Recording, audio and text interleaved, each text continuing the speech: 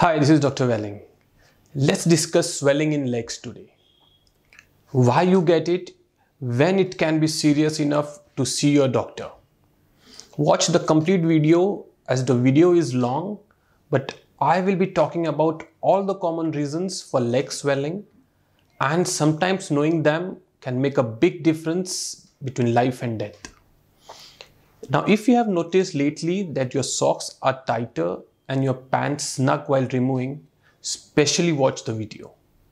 Foot, leg and ankle swelling is also known as peripheral edema, which refers to an accumulation of fluid in this part of the body.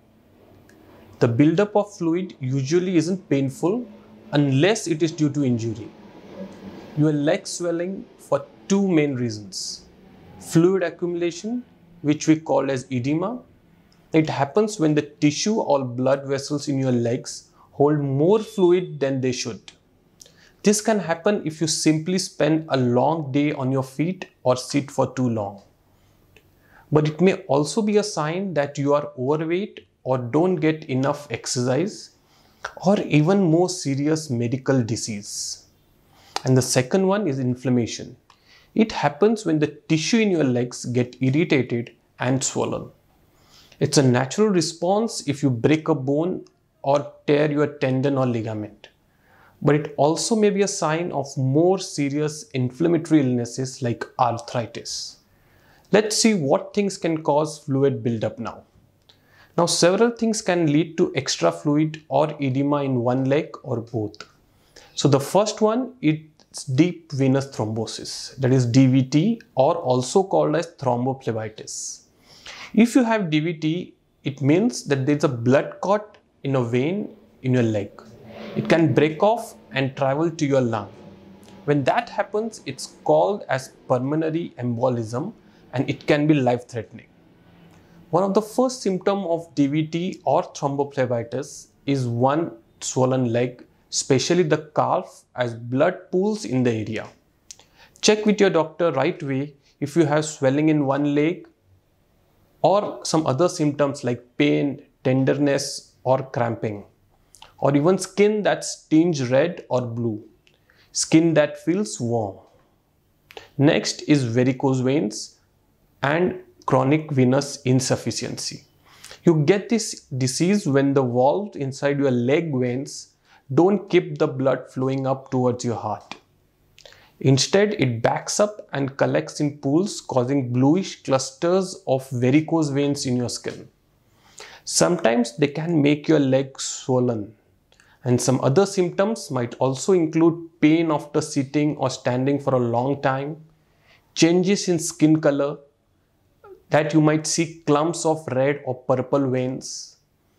Skin on your lower leg might look brown, dry, irritated, cracked skin, painful legs. You can watch my other video on varicose veins to know more. I'll give the link below in the description. Feet swelling can happen in something called as congestive heart failure. This happens when your heart is too weak to pump all the blood your body needs. This leads to fluid buildup, especially in your legs. Now, other symptoms of congestive heart failure include shortness of breath or trouble breathing, tiredness and cough. Next common cause could be kidney problems. Long-term kidney disease happens when your kidneys don't work the way they should.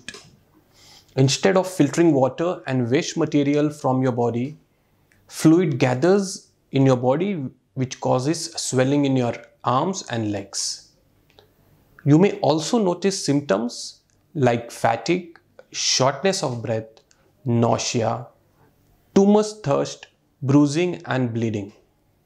Now, acute kidney failure, that is when your kidneys suddenly stop working, can also cause swollen legs, ankles and feet.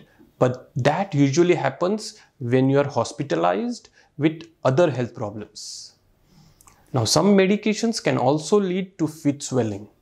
Sometimes swelling can be an unwelcome side effects of prescription medicines that you are taking. The medications most likely to cause swollen legs include heart medicines, Some common medicines which you take on regular basis like aspirin, ibuprofen, certain diabetes medicines including metformin, hormonal medications containing estrogen or progesterone, and some antidepressants. So call your doctor if you take any of these drugs or medicines and get swollen lower limbs, or change to all natural homeopathic treatment without any such side effects. The other common cause of fit swelling is pregnancy. By the third semester, your growing baby puts pressure on your veins in your legs. This slows the circulation of your blood and causes fluid to build up. This results in mild swelling. So let your doctor know if you notice other symptoms like severe swelling, especially around your eyes, bad headache, vision changes like blurriness or sensitivity to sudden light, because it might mean you have a more serious condition called preeclampsia. And if during the last trimester or soon after delivery you have swollen legs or shortness of breath, talk to your doctor about a condition called peripartum cardiomyopathy, a type of heart failure related to pregnancy. And lastly, let's see the things that cause inflammation. If fluid buildup isn't due to blame of your swollen legs, it could be an inflammation. So the common causes include arthritis and other joint problems. Several diseases and conditions can make your legs swollen. That is like gout, that is a sudden painful attack caused by uric acid crystals in your joints that usually follows drinking heavily or eating rich foods. Knee bursitis, that is an inflammation of a fluid-filled sac that acts as a cushion between your bone and muscle, skin or tendon. Then we have osteoarthritis, the wear and tear type that erodes your cartilage. Rheumatoid arthritis can also cause swelling, a disease where your immune system attacks tissues in your joints. There can be injuries like strains, sprains, and broken bones. If you twist your ankle or break a bone, you are most likely to get swollen places. It's your body's natural reaction to the injury, and it moves fluid and white blood cells into the area and releases chemicals that help you heal.